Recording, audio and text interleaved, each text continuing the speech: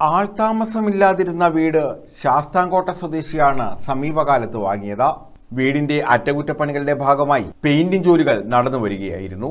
രാവിലെ പെയിന്റിംഗ് ജോലികൾക്ക് ഇവിടെ എത്തിയവരാണ് വീടിനുള്ളിൽ പാമ്പിനെ കണ്ടത്. ഇതോടെ പരിഭ്രാന്തിയായി.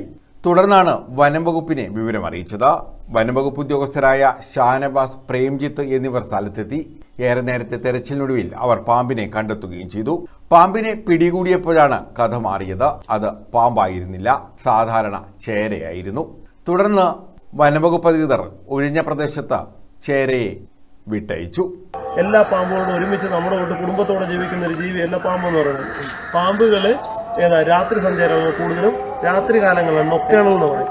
രാത്രി കാലങ്ങളിൽ 3 കാര്യങ്ങൾക്കാണ് പുറത്തിറക്കുന്നത്: ഇരതയിടുക, പടം പൊഴിക്കുക, ഇണ ചേരുക. അതിൽ പടം പൊഴിക്കുകയും ഇണ ചേരുകയും ചെയ്ത് ഇരതേടിക്കഴിഞ്ഞാൽ അത്യാവശ്യം നല്ലൊരു ആഹാരമാണ് കിട്ടുന്നതെങ്കിൽ മിനിമം ഒരു 45-60 ദിവസം കഴിഞ്ഞ് പിന്നെ പാമ്പുകൾ പൊതുവെ ആഹാരം എടുക്കാറുള്ളൂ. ഇതാണ് പാമ്പുകളുടെ രീതി. ആ പാമ്പുകൾ എന്ന് പറഞ്ഞാൽ സ്വന്തം കുഞ്ഞുങ്ങളെ പോലും കണ്ടാൽ തിന്നും. ചേര ചേരയുടെ കുഞ്ഞുങ്ങളെ തിന്നും, മൂർഖൻ മൂർഖൻ്റെ കുഞ്ഞുങ്ങളെ തിന്നും, ചേര മൂർഖൻ്റെ അണലിയുടെയും കുഞ്ഞുങ്ങളെ തിന്നും. ഏത് പാമ്പിൻ്റെ അങ്ങോട്ടും ഇങ്ങോട്ടും ആഹാരമാക്കുന്നൊരു ജീവിയാണ്. അതുകൊണ്ട് നിങ്ങൾക്കിവിടെ ഒരു നല്ലതല്ല ചെയ്തിട്ടിരിക്കുന്നത്. ഈ ചേര എന്ന് പറഞ്ഞ ഒരു മാസം ഒരു 10-15 എലികളെ ആഹാരമാക്കും.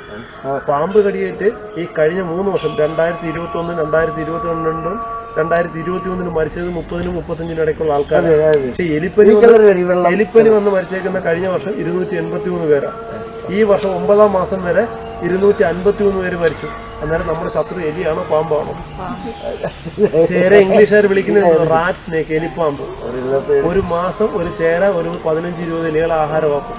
ദിവസങ്ങൾക്ക് മുമ്പ് മുണ്ടകപ്പാടത്തെ മറ്റൊരു വീടിന് സമീപം പാമ്പിൻ കുഞ്ഞുങ്ങളെ കണ്ടെത്തിയതായി സമീപവാസി പറഞ്ഞു.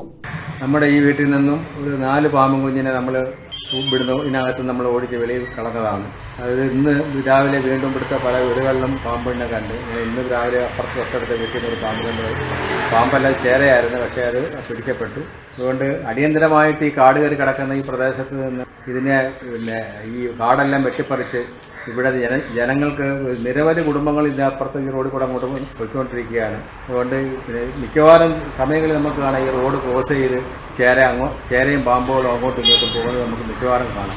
അതുകൊണ്ട് ആരുടെയെങ്കിലും മറ്റുള്ളവരെ കടിയേറ്റാലും മറ്റുള്ളവർക്ക് ദൂരമുണ്ടാകാത്ത രീതിയിൽ എന്തെങ്കിലും ഇവിടുത്തെ സർക്കാരിൻ്റെ ഭാഗത്തു നിന്ന് എന്തെങ്കിലും നടപടികൾ ഇതിൻ്റെ പേരിൽ ഉണ്ടാവണമെന്ന് ഈ പ്രദേശവാസി എന്നുള്ള രീതിയിൽ ബഹുമാനപ്പെട്ട സർക്കാരിനോട് പറയുന്നു. പ്രദേശമാകമാനം കുറ്റിച്ചെടികൾ വളർന്ന നിലയിലാണ്. നഗരസഭയുടെ ചുമതലയിലുള്ള പ്രദേശങ്ങളിൽ ഉൾപ്പെടെ കുറ്റിക്കാടുകൾ വളർന്നു നിൽക്കുകയാണ്. ഇവ വെട്ടിമാറ്റിയാൽ പാമ്പിന്റെ ശല്യം ഒരു പരിധിവരെ കുറയ്ക്കാൻ കഴിയുമെന്നാണ് നാട്ടുകാർ പറയുന്നത്. News bureau, Karunagappally.